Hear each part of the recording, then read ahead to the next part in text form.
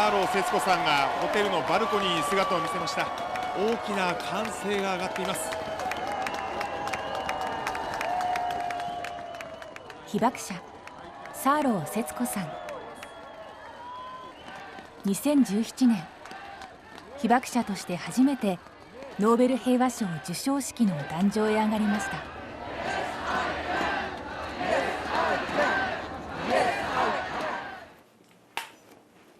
あれから7年、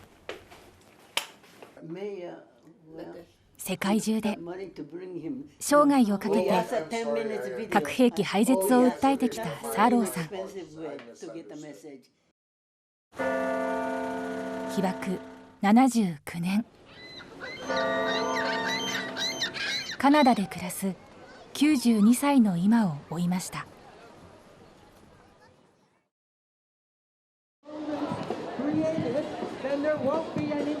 広島からおよそ1万キロ離れたカナダ最大の都市トロント。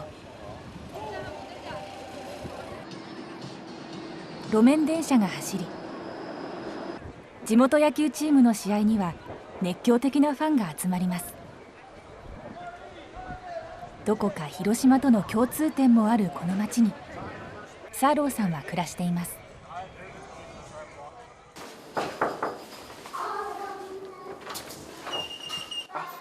お世話になります。はじめまして、広島ホームテレビの斉藤と申します。被爆者サーロー節子さん。お願いします。失礼します。カナダに暮らしていても広島のニュースは毎日欠かさずチェックします。3500万。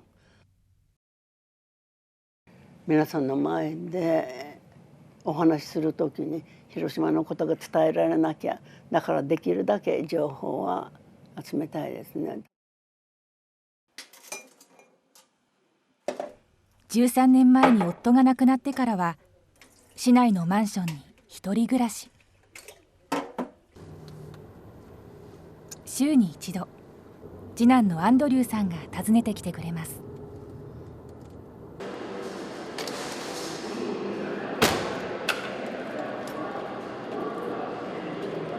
Do you have the basket, Andy? Yeah, right here.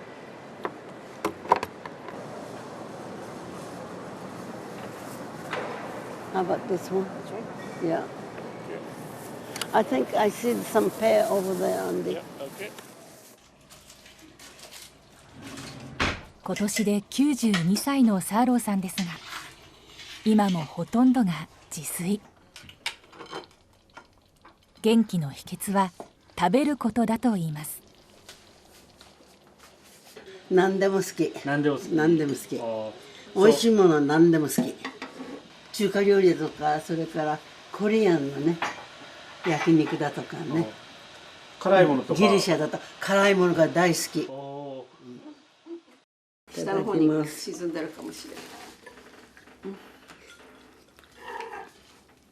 ピリ辛本当に辛いですよ。これはね、私の母に私抱かれてます。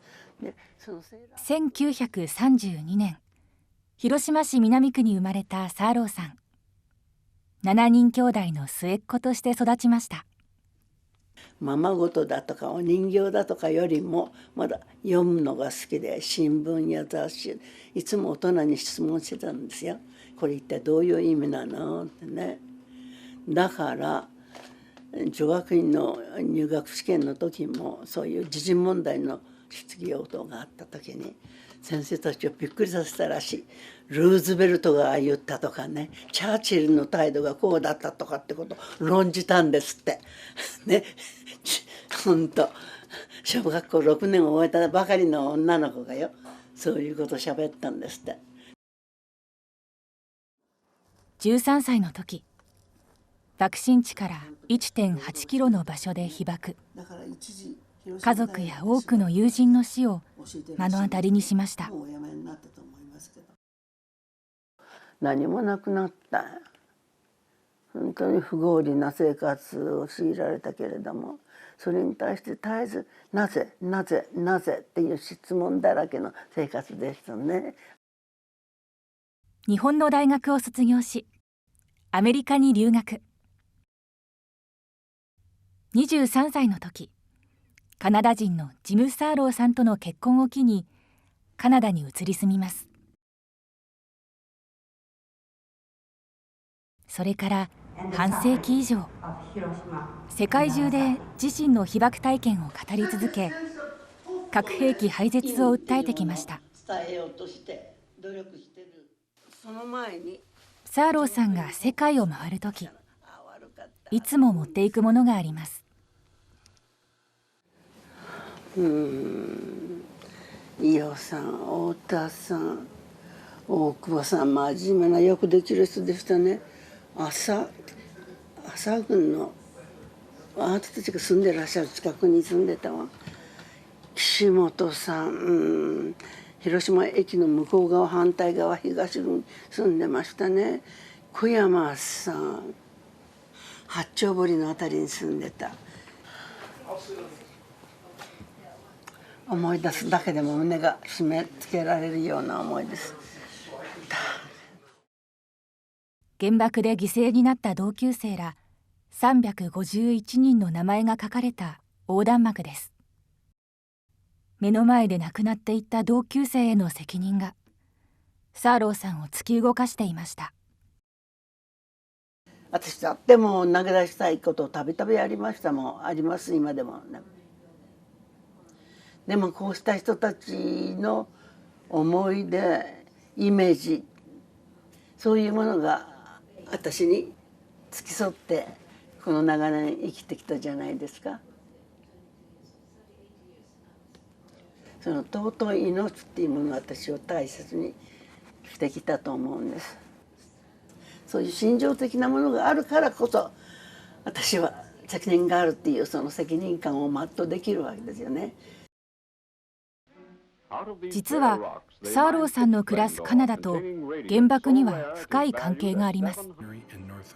原爆の開発プロジェクト、通称マンハッタン計画。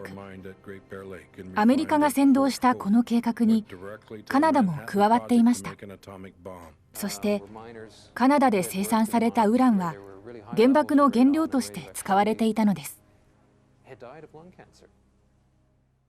まあ残念だったけども驚かなかったわね。ここはそういう自然のリソースに豊かな国であってお隣で、だからカナダにとってはやましい過去の問題ですよね。サーローさんの自宅には来客が絶えません。この日集まったのはサーローさんが立ち上げた広島長崎の会のメンバーです。1975年の結成以来、カナダで原爆に対する理解を広めてきました。We have been learning all these things from Setsuko because she has so many international connections.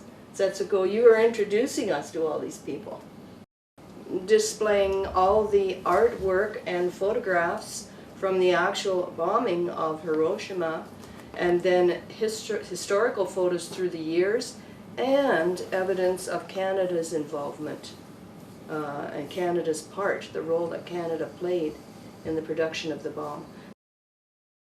Nobody in Canada had it within their consciousness that the uranium that was used for the Hiroshima bomb, a percentage of it came from Canada, from the Northwest Territories, and I suspect even now most Canadians would think that Canada has nothing to do in nuclear weapons. They still do.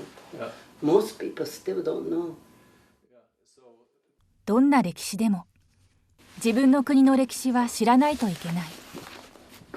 サーローさんはカナダ政府に対し原爆開発への関与を認めるよう手紙を送り続けています。今年で被爆79年。世界にはいまだ1万2000発を超える核兵器が存在すると言われます。サーローさんは命ある限り活動を続けると話します。明日の朝っていうものがないかもわからない。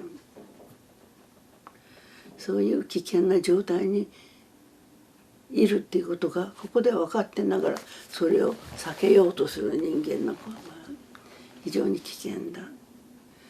だからそういう事態が分かる者が声を出し続けなければ問題の解決がないと思うとやめるわけにいかないですね。